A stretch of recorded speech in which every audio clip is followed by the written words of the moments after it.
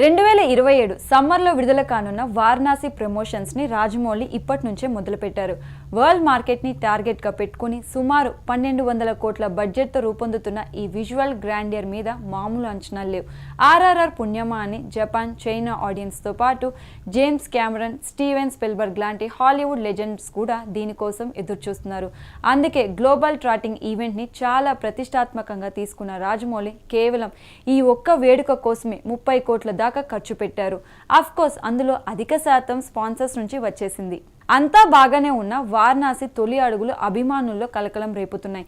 ఎందుకంటే ఇంత prestigious movie నుంచి వచ్చిన మొదటి ఆడియో సింగిల్ సంచారి సంచారి ఆశించిన స్థాయిలో చాట్ బస్టర్ కాలేకపోయింది.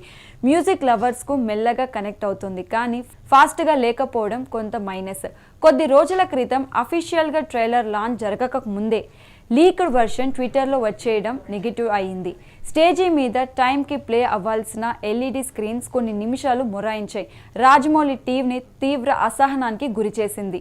ఈ సందర్భంగా హనుమంతుడి మీద రాజమౌళి చేసిన కామెంట్స్ ఏకంగా పోలీస్ కంప్లైంట్ దాకా వెళ్ళాయి.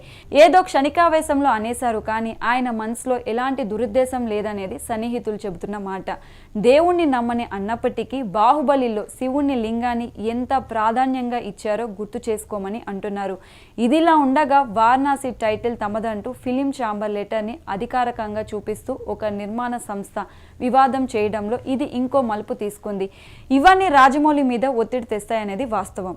వారణాసి టైటిల్ ట్రైలర్ బాగున్నప్పటికీ అందులో మహేష్ బాబు షార్ట్ తప్ప మిగిలిందంతా సీజీలో సృష్టించింది కావటంతో ఆడియన్స్లో ఇంకా పూర్తి స్థాయి ఎగ్జైట్మెంట్ కనిపించలేదు. అందుకే వ్యూస్ క్రమంగా పెరుగుతున్నాయి తప్పించి ఒకేసారిగా విరుచుకుపడటం లేదు.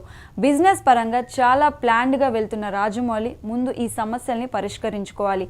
వాటిలో ప్రధానమైనది టైటిల్ గొడవ. రాజీ దిశగా ఆల్రెడీ చర్చలు మొదలయ్యాయట. ప్రపంచం మొత్తం పేరు చేరిపోయింది కాబట్టి మార్చుకునే ఉద్దేశంలో రాజమౌళి ఎంత మాత్రం లేరు. కాయలున్న చెట్టుకే రాళ్ల దెబ్బలన్నట్టు రాజమౌళి వీటిని ఫేస్ చేయడానికి ముందే సిద్ధమైపోయి ఉంటారు. ఆర్ఆర్ఆర్ టైంలోను జూనియర్ ఎన్టీఆర్ వేసిన భీమా గెటప్ మీద వివాదం వచ్చింది. భీమ్ గెటప్ మీద వివాదం వచ్చింది. అల్లూరి సీతారామరాజు, కొమరం భీం కలుసుకోవడం గురించి కొందరు చరిత్రకారులు అభ్యంతరం వ్యక్తం చేశారు. అవన్నీ క్రమంగా పక్కకు వెళ్ళిపోయాయి. వారణాసి కూడా అలాగే జరగాలని ఫ్యాన్స్ కోరిక. పృథ్వీరాజ్ సుకుమారన్ విలన్గా, ప్రియాంక చోప్రా హీరోయిన్గా నటిస్తున్న వారణాసిలోను రామాయణ ఘట్టం చాలా కీలకం కానుంది. ఈ ఒక్క ఎపిసోడ్ని 2 నెలల పాటు షూట్ చేశారని టాక్. ప్రపంచ వేదికపై టాలీవుడ్ జెండా మరింత ఎత్తుకు ఎగరేసేలా వారణాసి కంటెంట్ ఉంటుందని యూనిట్ టాక్.